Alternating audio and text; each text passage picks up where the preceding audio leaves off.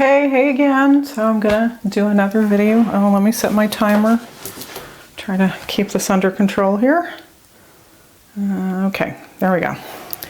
So I'm following on from, I wouldn't exactly call this a VR, but this is kind of in response to the series, the little series that Practical Mystic Carol did on colors in the tarot, which I found very fascinating. And I knew that the colors in the cards all had very specific significance. And, you know, the yellow in the yellow sky on the Fool card was not arbitrary, that there's a meaning behind that. And she did a great series on that. And so I started digging around to see what else I could find out. And because I've never been a member of like the Golden Dawn or anything, I haven't studied their teachings extensively, even though I've had lots of books for years, but just have never really made the time to do it, which is unfortunate. And so I feel like I'm playing catch up now. And also because she was showing the large deck, I went ahead and got the giant Rider-Waite, which I did not bother to open before I came in here. But you guys all know what these things look like, I'm sure. Let's see if I can pull this plastic off it real quick. Yoav Ben-Dov would not approve. I was reading his book and he suggests opening your deck in a quiet place and kind of getting to know it and establishing your vibes with it, and talking about how they all come off the mass production line, but once you get it home and unwrap it and take the plastic off and start imbuing your own energy into the deck and making it personal. So I haven't actually done that with this deck, but I hope this is oh gosh, more plastic, of course. Oh well.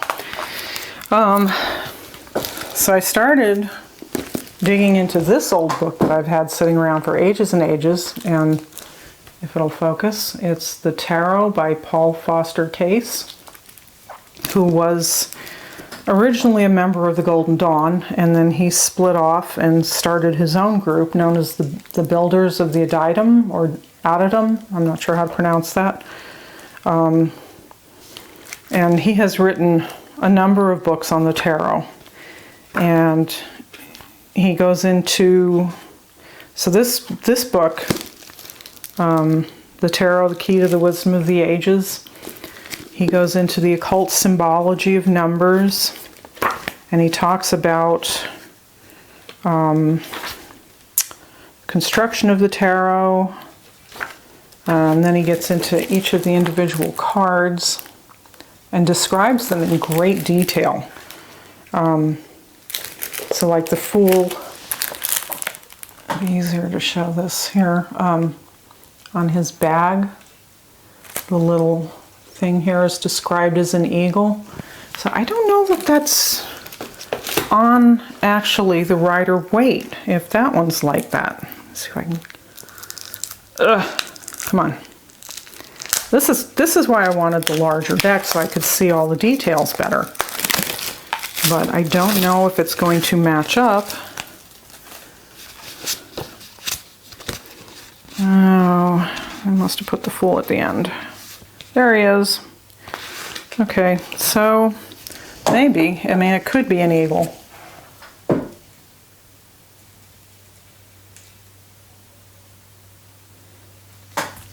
So I don't know if he's working with the Waite deck, but his group came out with their own deck, which I have a used copy of that I bought from someone on eBay. And yes, very old, kind of trashed box. I can't remember if all the cards are even here or not. Just came with this little fold-out thing, which is not in great shape.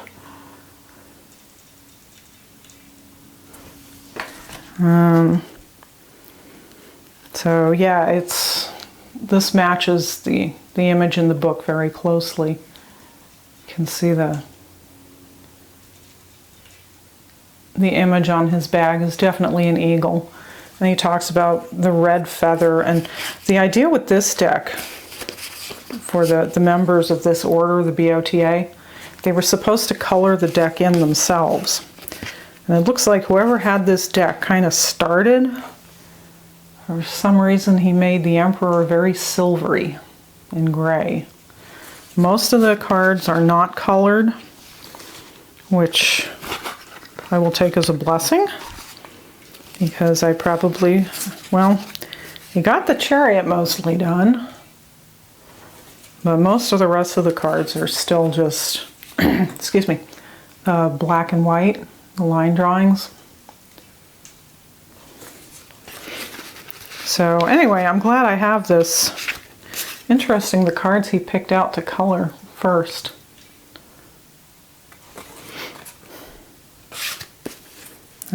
This just came with the black background. Nothing's been done to it.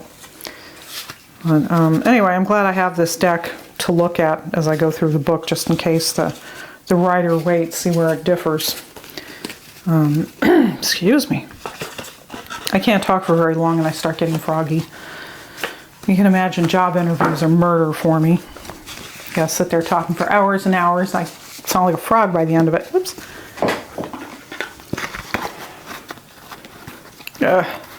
Anyway, hopefully I will never have to go on job interviews again.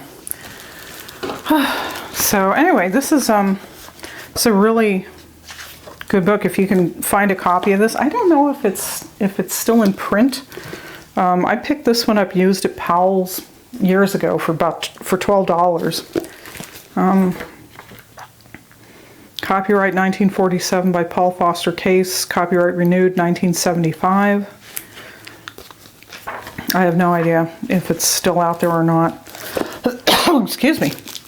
Let me get a sip of water here real quick. How are we doing on time? Oh, okay. Only 7 minutes. So anyway, I've got, to go along with my Tarot de Marseille obsession, I picked up Caitlín Matthews' book, Untold Tarot, and I've started working through that. And I'm just kind of like dragging my feet, getting through the beginning, you know, all the introductory material that you've read a million times.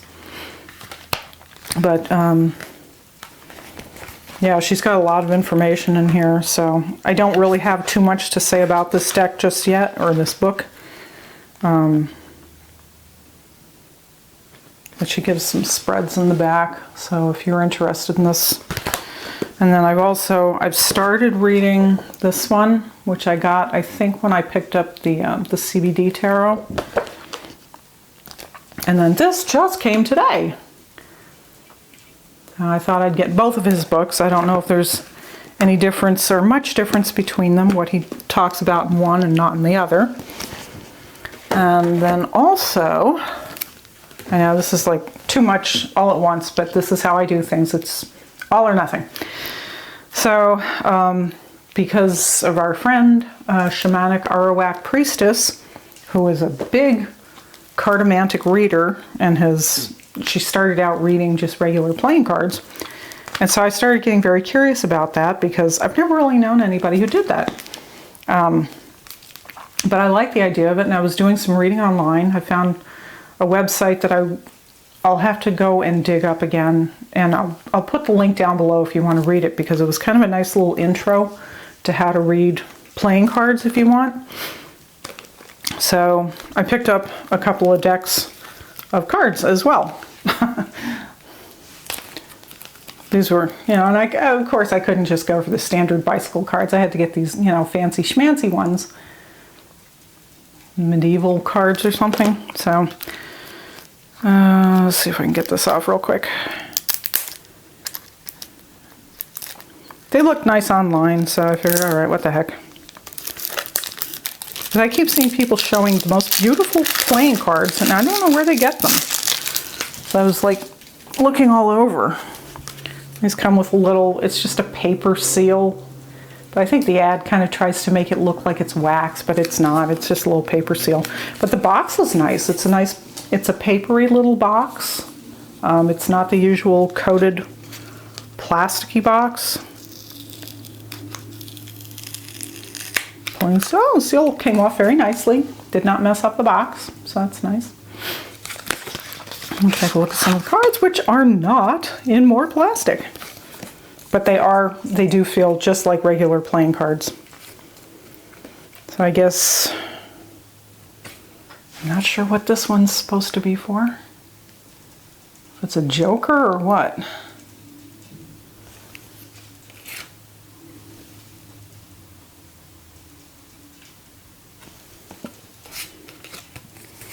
Very ornate backs. I just thought it would make it more fun if you have something really pretty to look at when you're reading. The Ace of Spades. Yeah. Jack. Queen.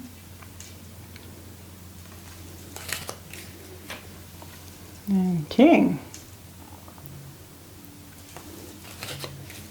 Ace of Hearts.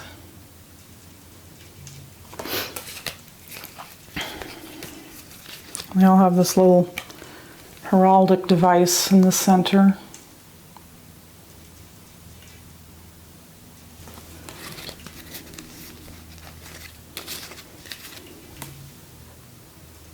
We just, you know, something different from standard playing cards.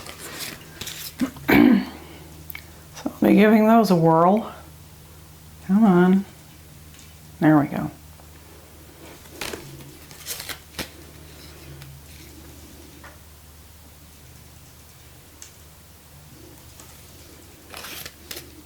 Oh, it's interesting. This one started off with the quartz.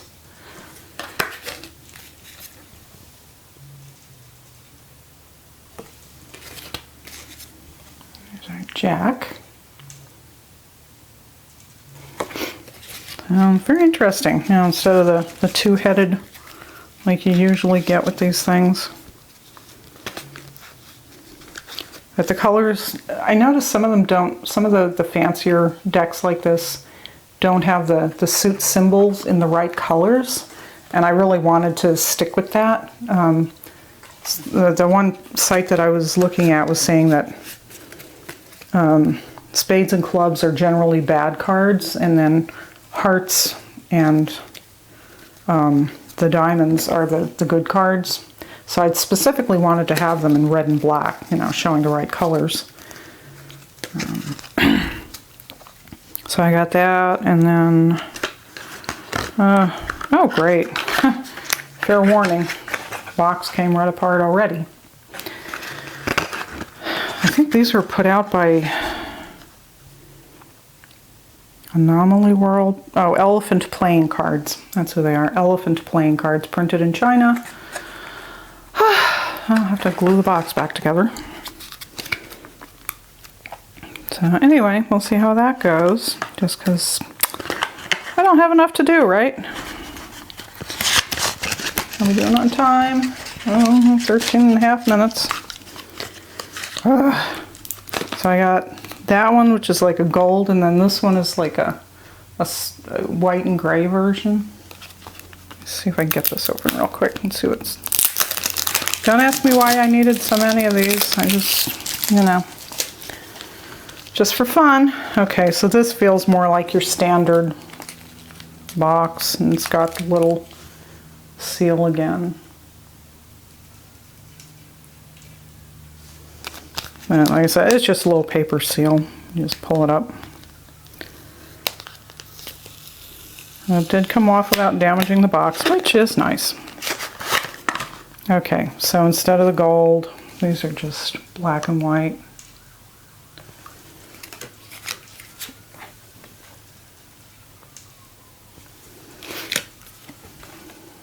Oh, this one is called Renaissance, I guess.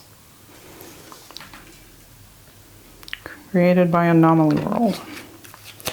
So, but yeah, these are all they have the right colors for the suit symbols.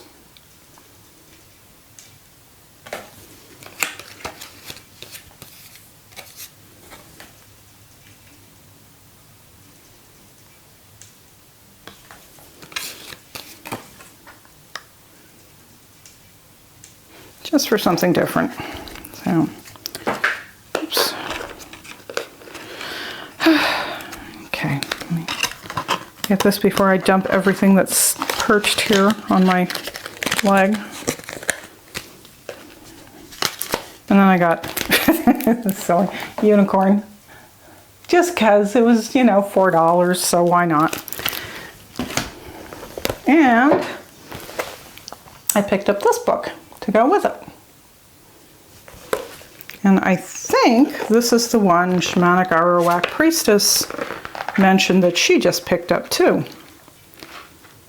So yeah, so something fun and new and different for me. And we will see how that goes. Okay, so I think that's everything between this video and the last one. That's pretty much everything I wanted to talk about today. So, thanks very much for watching. Always appreciate it. And please subscribe and like, and or wherever the thing shows up, I don't know. And I will talk to you soon, and have a great week, and blessed be.